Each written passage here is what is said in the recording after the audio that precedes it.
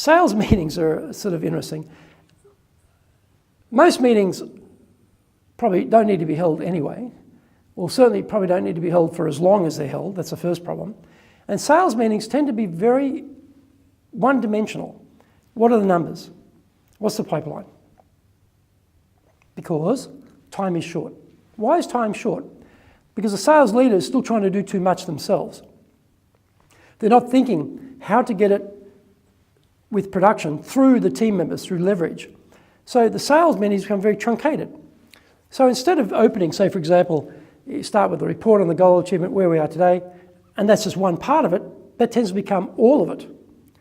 Then what about this next part here, about inspiration and motivation? Because as I said, sales is a tremendous roller coaster of emotions.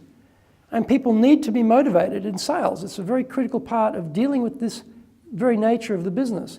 Are we doing that? Are we inspiring and motivating people in the sales meeting, or are we just hearing numbers and then looking at people, where's the rest of the numbers? And then, of course, information updates, what's happening with products, what's happening with clients. Very important to share that, particularly who's doing what with who, so you're all coordinated within the company.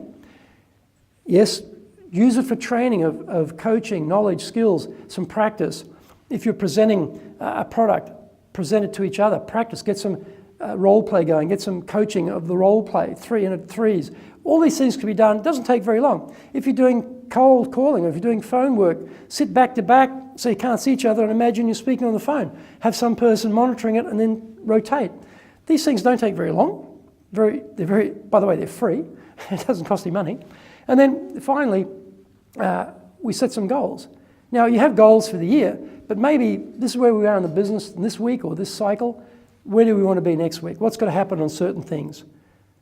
Let's get some information on this. Let's gather some information on that and come back next week and use it. So the full sales meeting hardly gets used. The potential of having a really full sales meeting is there, but you're probably getting 10% of the potential, I would say, in most sales meetings.